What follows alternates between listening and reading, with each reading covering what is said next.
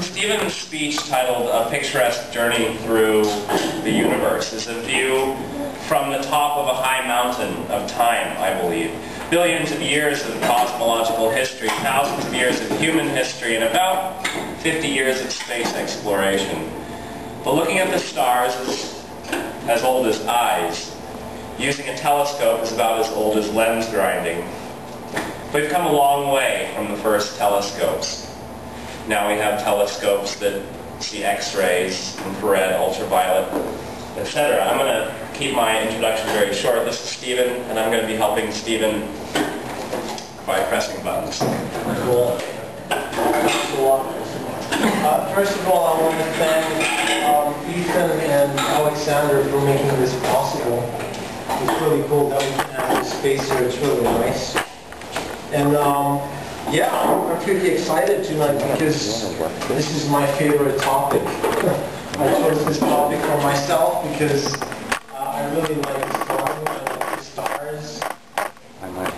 Do we have the first picture? Yeah, I might want you to move this back and forth and look at the things, and this goes up and down, okay? And it kind of goes back to the question, like who are we? Where do we come from? Like these basic questions of life. By asking these questions, I guess at some point you come across astronomy. And which one's the first one? This one? This one.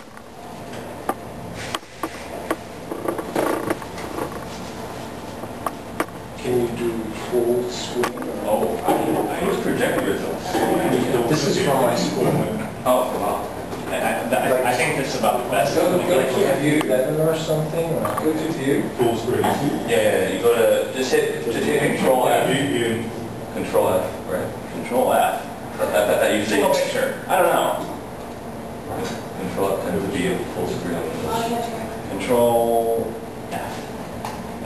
Maybe Alt Enter. Whatever, this works. It's just Windows. Okay. It doesn't work. You can't do it. I have no idea. Try hitting Alt Enter. How about you want to run? Okay. It's all right. Okay, we'll just do it like that. This is good. So yeah, the basic questions of life. Where do we come from? And by studying astronomy, we see that we are actually made of star stuff. Like the stuff that is out there in the universe is the same as the stuff we're made of, and that's just amazing. So next picture. Oh no. Is that the next That's one? like 27. Hold on. The ultra deep field, right? No? No? Oh, you want the second? It should be like one. Hold on. Yes. Hey, there he is. Maybe I can just leave it like this. That's him. That's him. Can you make it big? Yeah. Cool. So this is the guy that kind of inspired me as well to talk about this. I've been reading this book, Cosmos by Carl Sagan. I've been reading this for like half a year, and I'm not finished yet. So that's how fast I am. So he's been a big inspiration. He's an astronomer, and he's also a poet. So it's like the way he writes is really beautiful, and he's been an amazing inspiration. And he's made this exploration through space just a real adventure to me. Cool. Next. What is the next? And he died, yes, 1994. What is the next? Unfortunately, he passed away. It's just, you just would have to follow the numbers. It's like 1G. 1A? Lost your card in the wall. 1A? Oh, yeah, that one. Oh, it's me to call you. Okay, this is the Hubble Deep Space image. This was taken in a time of 3 months. Well, so this is probably the deepest image of space ever taken. This goes 13 billion years back in time.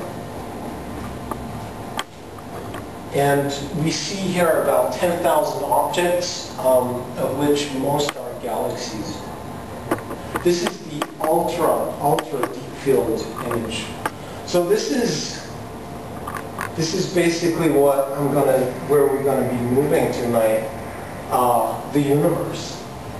And here we're looking 13 billion years back in time. This is to the very beginning of time, the very beginning of everything.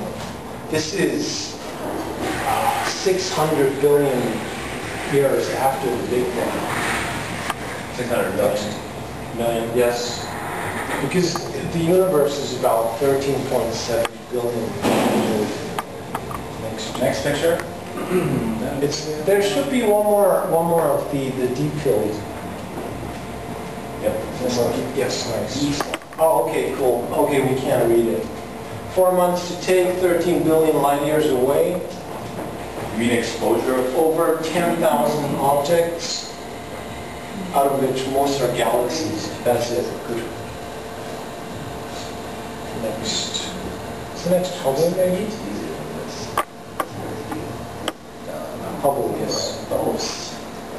Nice. So here's the star of this whole journey, the Hubble telescope. The Hubble telescope was sent out in space in 1990. So that was 20 years ago. And it's been taking pictures like mad. It was a huge thing as well when they sent it out in space, because they sent it up like 550 kilometers, and then it didn't work. Or it didn't work like they wanted it to work. So it was just like a small thing in the mirror that was a bit off. So the images they took weren't really clear. I mean, they were still better than the pictures they had taken before that on Earth, but the results weren't very good. And for them, that was just devastating, right? They had this huge project, cost so much money, sent the thing up there, didn't really work, and they just didn't know what to do. They didn't know what to do for 3 years, so they sat together, they thought about that, and then they found a way. So they went back, they went up in space, and they fixed the camera. They made that little change. And then after that, they could all start. Hubble started making the first pictures of space. Cool. Next. There should be one more Hubble. Here we have the data about this amazing space. Amazing space of. This number. Here. So here, the speed is 28,000 kilometers an hour. It's made 930,000 observations. It's made 570,000 images of 30,000 celestial objects, and it's made 110,000 trips around the world in these 20 years. So this is, I mean, this stuff is like, this is crazy. I mean, these numbers, you see that 28,000 kilometers. We can't even understand how fast that is, right? I mean, an airplane is 1,000 about, and that's like 28 times faster than an airplane, right? This thing's crazy. So what did it do? Next.